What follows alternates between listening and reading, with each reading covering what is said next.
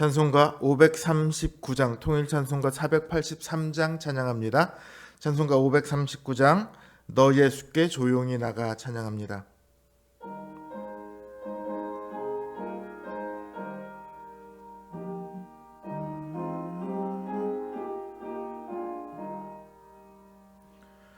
너 예수께 조용히 나가 내 모든 짐 내려놓고 주 십자가 사랑을 믿어 죄 사함을 너 받으라. 주 예수께 조용히 나가 내 마음을 쏟아놓으라. 늘은 미리 보시는 주니 그 은혜를 베푸시리. 주 예수의 은혜를 입어 내 슬픔이 없어지리. 내 이웃을 늘 사랑하여 너 받은 것 거저주라. 너 예수께 조용히 나가 내 마음을 쏟아놓으라. 늘은 미리 보시는 주니 그 은혜를 베푸시리. 주 예수를 친구로 삼아 늘 내 옆에 모시어라. 그 영원한 생명샘물에 내 마른 목 죽이어라. 주 예수께 조용히 나가 내 마음을 쏟아놓으라. 늘은 미리 보시는 주니 그 은혜를 베푸시리. 너 주님과 사귀어 살면 새 생명이 넘치리라.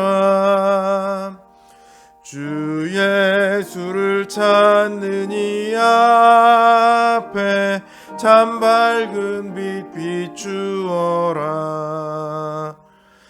주 예수께 조용히 나가 내 마음을 쏟아놓으라. 늘은 미리 보시는 주니 그 은혜를 베푸시리. 543장 통일찬송가 342장 찬양하겠습니다. 543장 어려운 일 당할 때 찬양합니다.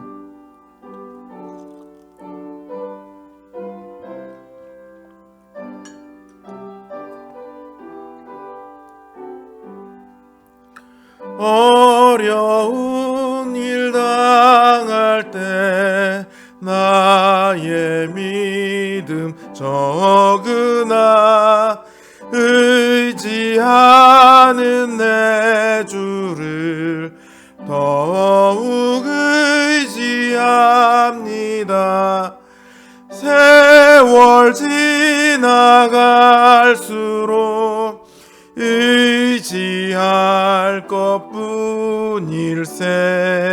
무슨 일을 당해도 예수 의지합니다. 성령께서 내 마음 밝히 비춰주시니 인도하심 따라서 주만 의지합니다. 세월 지나갈수록 의지할 것뿐일세. 무슨 일을 당해도 예수 의지합니다.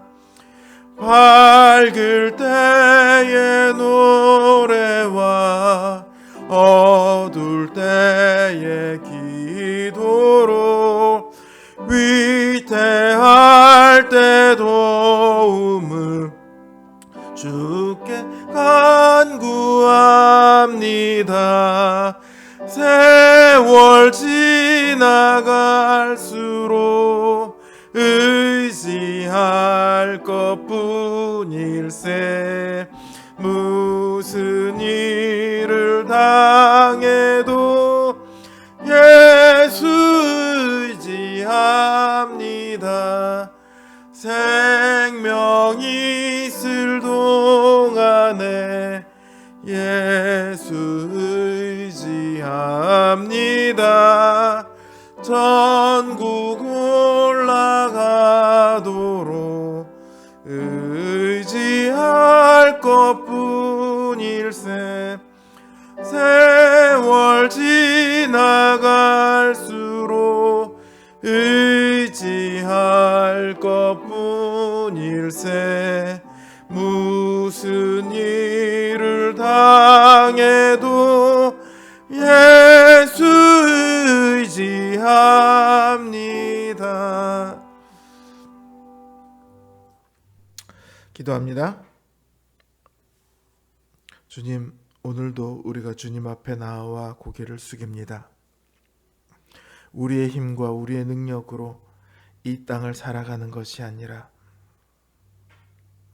주님의 힘, 주님의 능력, 주님의 지혜, 도우심, 주님의 도우심으로 말미암아 우리가 이 땅을 신자로 살아갈 수 있습니다.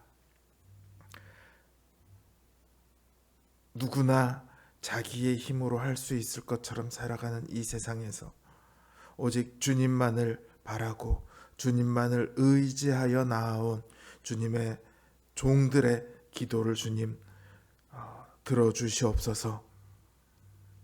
우리가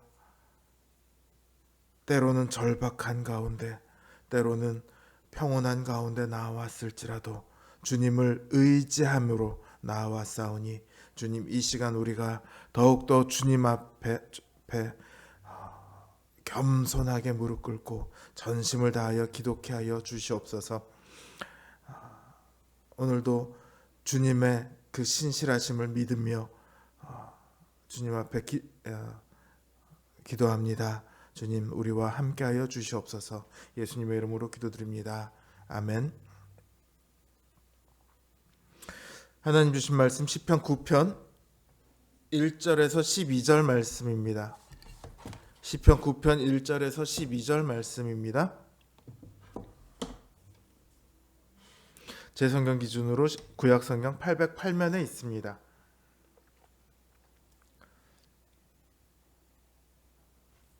시편 9편 1절에서 12절 말씀입니다. 제가 받들어 읽습니다. 내가 전심으로 여호와께 감사하오며 주의 모든 기이한 일들을 전하리이다. 내가 주를 기뻐하고 즐거워하며 지존하신 주의 이름을 찬송하리니 내 원수들이 물러갈 때 주 앞에서 넘어져 망함이니이다. 주께서 나의 의와 송사를 변호하셨으며 보좌에 앉으사 의롭게 심판하셨나이다. 이방 나라들을 책망하시고 악인을 멸하시며 그들의 이름을 영원히 지우셨나이다.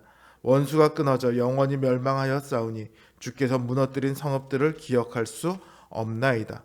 여호와께서 영원히 앉으시며 심판을 위하여 보좌를 준비하셨도다.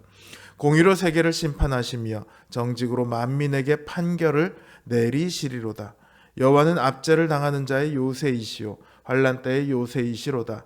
여호와여, 주의 이름을 아는 자는 주를 의지하오리니 이는 주를 찾는 자들을 버리지 아니하심이니이다. 너희는 시온에 계신 여호와를 찬송하며 그의 행사를 백성 중에 선포할지어다. 피 흘림을 신문하시는 이가 그들을 기억하시며 가난한 자의 부르짖음을 잊지 아니하시도다. 아멘.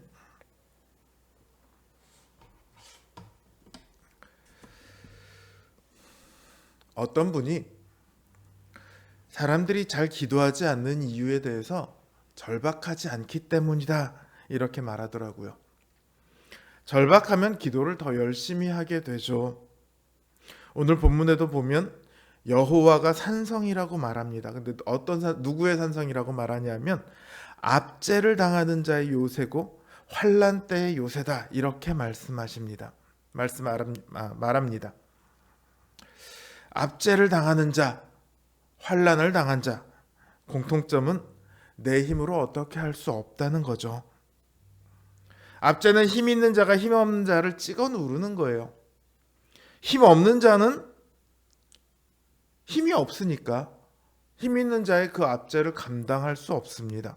이겨낼 수 없어요. 거기서 벗어날 수 없습니다.